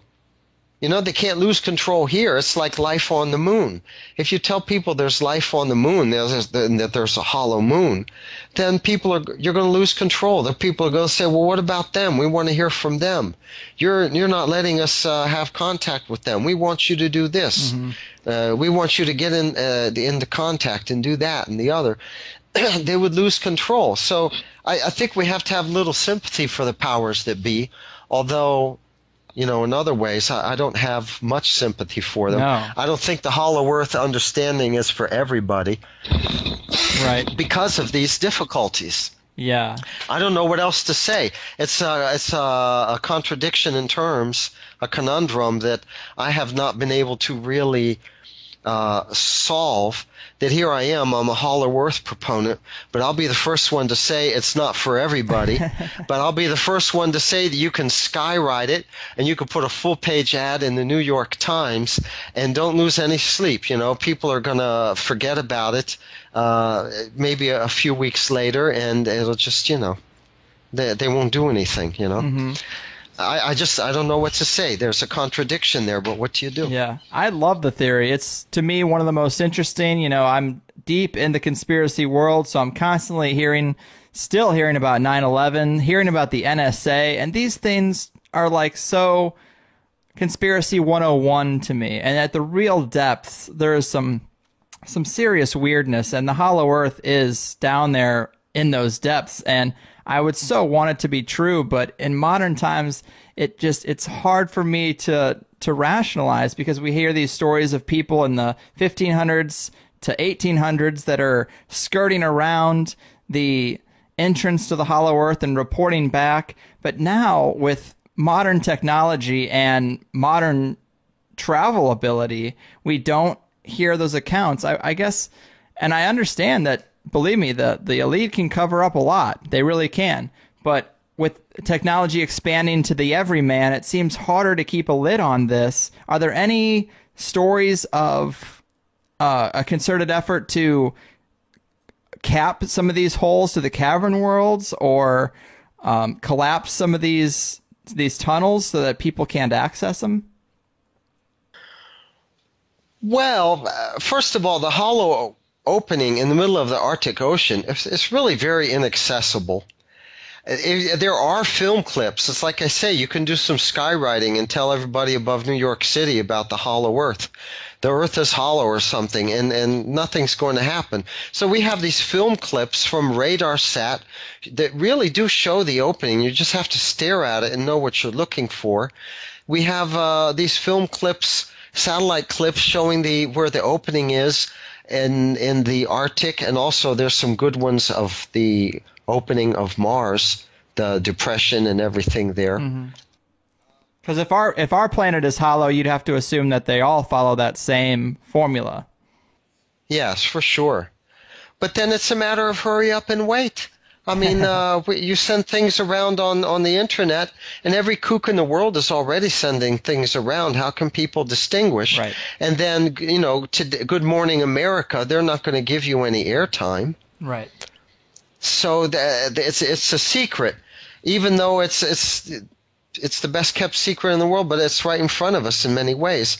Now, about attempts to cap the openings to cavern worlds, which the cavern worlds theme interests me very much because it's right where we are. You don't have to travel across 2,000 miles of frozen Arctic wasteland in northern Canada and all that, and carry your fuel with you and food and survive the elements to get to where these cavern worlds are. Right. They're everywhere, and it's not just in the jungles of the Amazon. They're in North America. They're everywhere. For example, the Apache Indians were known for escaping through tunnels. They only fought one pitched battle with the cavalry. They would spring raids on the cavalry, usually from the mountains, from above, while the cavalry's in a canyon or something like that. And then they would run off through these tunnels and caves, and the cavalry would never catch up with them. And they would show up like on the other side of the border in Mexico 2 weeks later, something like that. And nobody saw them traveling across land. So this is very interesting. Now, right where the Apaches had their chief activity, where they were the most active, where they defended the most, and especially one area where they fought a pitched battle to keep the cavalry away, which is close to the Panamint Mountains, if I'm not mistaken. It's up there near Area 51. And it is an area where there are reports of tunnel entrances and cut steps into the rocks, and auditorium-sized rooms that opened up. But what went on during the early 70s, right in that area, something like, according to David Hatcher Childress, 25 miles from where the Apaches were most active, were the underground atomic explosions. So if there were cavern worlds in this area, and there were, the world of the Apaches or something like that was actually below the surface of the earth, or some cavern world was down there, at one point, we just weren't able to make peace with them or subjugate with them, and they did these underground atomic explosions. And the Russians did a few too. And then the Hindu Kush, which is known, that's where you have the most folklore about underground worlds, Shangri-La and that kind of thing. The Pakistanis engaged in some underground nuclear testing also. So all these people are enemies with each other, but they seem to have a common agenda, and they don't tell on each other. There's winks and nods. And again, the size and scope of the conspiracy is just still something that I cannot fathom. Yeah, man. It drives me nuts myself all the time. We just talked about the Nevada desert, not far from where I live here in San Diego, and you're there in Brazil. There is a story of a modern story of the military investigating a super long tunnel system there in Brazil, right? Right. I first became aware of this from the David Hatcher Childress interview on the Laura Lee show, and this was right around the turn of the millennium. And I was able to corroborate this. There is a group called iMagic, all one word, the letter I and magic, spelled G-I-K, I believe. If anyone wants to know, they can toy around with it. In the city of São Tomé das Letras, in the state of Minas Gerais, Brazil. And iMagic is just, it's a group of people who worship the elements. This one lady, she's a psychoanalyst, and they engage in Nordic ceremonies and things like that, and they have a retreat up there near this town, São Tomé das Letras. And she was able to, I went and visited her once because she also works in Sao Paulo, but they have like a weekend home there, 8 hours away. But she told me about this area. She told me about the city, São Tomé das Letras. It's a small town. And she told me about David Hatcher Childress. The town is a rock quarry, and there's also a lot of hippies there, let's say, that do arts and crafts. Now, there's a tunnel there, and it's called the Stamped Cave because of all the bat dung that lines the walls of the cave. Mm-hmm. And it's not a cave, it's a tunnel. It goes on a east and west axis line, and it's about 2 meters tall, about 1.5 meters wide, and it has a down-sloping gradient to it. And people have explored it a little bit, but one day the Brazilian army was sent there to explore this cave, this tunnel, because this is very unusual. It's not natural. It was cut. Mm-hmm. And they went through it for several days. I mean, they were gone a total of like 10 days or 2 weeks, something like that. And it just went straight on down. And they came to a big room, maybe the size of an auditorium or the size of a house or something like that. And there was a north branch off seemed very much north, straight north, due north, south, and also west. Since they were coming from the east, they stayed there and rested for a little bit, and then they continued west for about 2 more days. And they came to this very big chasm, and it looked too difficult to get across. Their supplies were going low, so they decided to come back, and they went back. And that's been the end of it. Any kind of caving or spelunking or expedition or exploring in caves there are laws that govern it. You need permission. There's a ministry of it comes under the Ministry of Mining, caving, and you get the police on you and you go to jail if you engage in any unauthorized caving. I imagine. So no one's really. Yeah, go ahead. I imagine that's how they keep the secret these days. That's how they keep the guard. Just use that legal framework to scare people out and have consequences for entering. Yeah, because it would be so hard to keep it secret. The supplies you'd have to have outside. You need generators and trucks and people and radios and wires and things like that to keep in contact with your people. You couldn't keep it secret.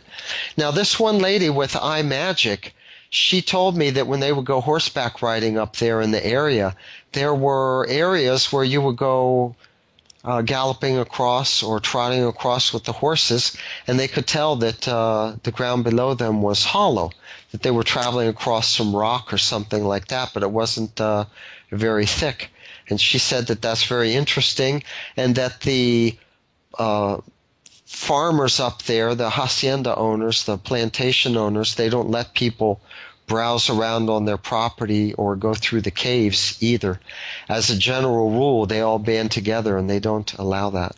Yeah, that sucks, man. I'm feeling like I want to be the next Indiana Jones and try to get in there somehow. I mean, if you were going to try, let me ask you, if you were going to advise someone as to how to best access the inner earth or these caverns or discover something sensational, Where would you tell him to try if you had to speculate? Uh, I really think I would tell them not to try. I mean, I wouldn't tell them to try because there are beings in there like orcs or goblins or hobbits. Don't you want to come And face these to face with beings, something like that? not 3 miles below the surface of the earth. And it's just me, and then there's an army of orcs. I've read the 3rd chapter of The Hobbit when they're in the mountain there and they're being chased by the orcs in the dark, and all they have are a couple of swords with them. I mean, it's very dangerous to think along those lines. And here I am, I'm the proponent, and I'm telling people, oh no, don't do that, don't go down there. But what can you say? These worlds are inhabited. Maybe that's why they call it Middle Earth, middle of the earth. But I just want that personal proof, I would just love to see that personal proof. Yeah, I know. I know. I've thought about it a lot. I even thought of taking like a motorcycle and going into that cave in San Tomé das Letras because it's a straight gradient, right? And just going downhill as far as I could go. Maybe I could go 50 or 100 miles and just bring a lot of gasoline, like get a big motorcycle and rig it to carry all this gasoline on the back or something. But I mean, these are like some wild ideas I had in the beginning. But now I just don't know what to say. I even saw a drawing of an elf a while back. And the elf had the elf ears and everything and the human-like face, but it was a very demoniac face. It was like half human and half animal and kind of sinister. And I was thinking, my God, that just like smashed one of my cherished concepts that the elves were very beautiful and they dance in elf circles and they have these pointed ears and the elf ladies are very beautiful and they're enchantresses and things like that. But these are the romanticized ideas that we have.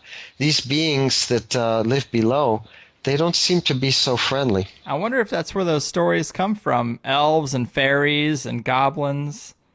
I wonder if they're all down there in those cavern worlds. Yeah, that's the impression that I have. That's their habitat. For sure. It's described that way in the folklore, that they're from these places. There were a few Englishmen that made their way down there and were allowed to come back. There was the story of one Englishman, and I don't remember all the names and dates and things like that, but his wife was kidnapped, which is typical.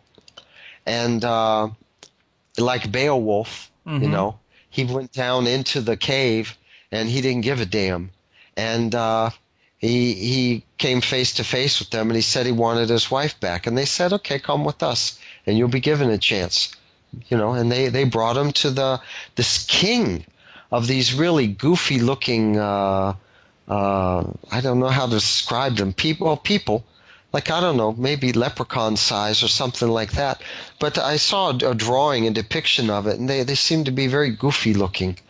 But the king was sitting on a throne, and there were 50 women in a line, and they were all identical. Genetic cloning has a lot to do. Like these people, these Greys and the UFOs, they're coplanetarians. They're from below the surface, and they're still engaged in kidnapping women, extracting the egg, and genetic manipulation. But this man was told that among these 50 or so women, he had to choose which one was truly his wife and which one was not a clone. And they all said, "It's me. Don't believe the other ones. Oh my God, I can't believe it. I mean, it's me. Get me out of here, please. I love you," and like that. But they all said the same thing, and they all knew things about his life. Interesting. And yeah, he chose the right one, and he was allowed to leave. Huh. But for the one who chose right, I mean, there were probably 49 other opportunities in which the man chose wrong, and he had to stay down there and become a human slave or something like that, Yeah. So we get the tip of the iceberg, but these are the things that you hear, that's what goes on down there. Right. Man, It has been a fascinating talk, man, a much longer show than I'm used to, but I'm so glad we could take the time to tackle this subject pretty completely. I mean, are there any other bits of information you'd like to add to get the attention of some of those people that might still be on the fence? I mean, this idea flies in the face of everything we've been taught for decades. It's hard to reverse that with just one conversation, but is there anything you'd leave the people with? All I can say is investigate it. You know, it's so vast. You can hit it from so many different angles.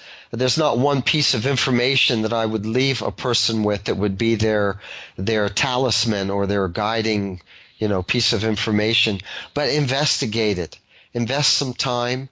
Look up holloorbs.com on the internet. And on Google, we have All Planets dash Hollow. It's a group, and we discuss the Hollow Earth theory. It's a sanctuary for the Hollow Earth theory. Anybody who's anybody pretty much is on that list.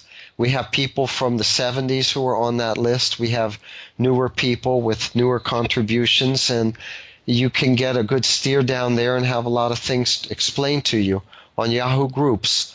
All Planets dash Hollow. Awesome. Well, Dean, this has been great. I really enjoyed putting this show together. It's been one of my favorite chats. Would you like to tell the people a little bit about your books or where they can check more of your work out? You mentioned your websites and the Yahoo Groups, but anything more about your personal work? Well, let's see. If you Google my name, there's Grave Distractions, the Grave Distraction sites, that's the publisher. If you look for Grave Distractions, you can find the book in email format, very inexpensive during these hard times, and a very quick download. You get it right away. The site has my name, Dean Dominic DeLucia. You click on Authors and look for Dean under the D section, and you'll find it. So that's how I would guide people to my books on the Hollow Earth and also Vedic astrology. Awesome. Well, thanks again. It's been great talking to you. You think we made a pretty all-encompassing argument? You think we tackled all the major points of the theory? Oh, we touched a lot of bases, but I'd say there was just as much that I would have liked to have gotten around to that I didn't. Well, maybe we'll do a follow-up sometime in the future. Sure, why not? All right. Well, thanks again. Have a good one. You too. Bye-bye, and bye to your listeners.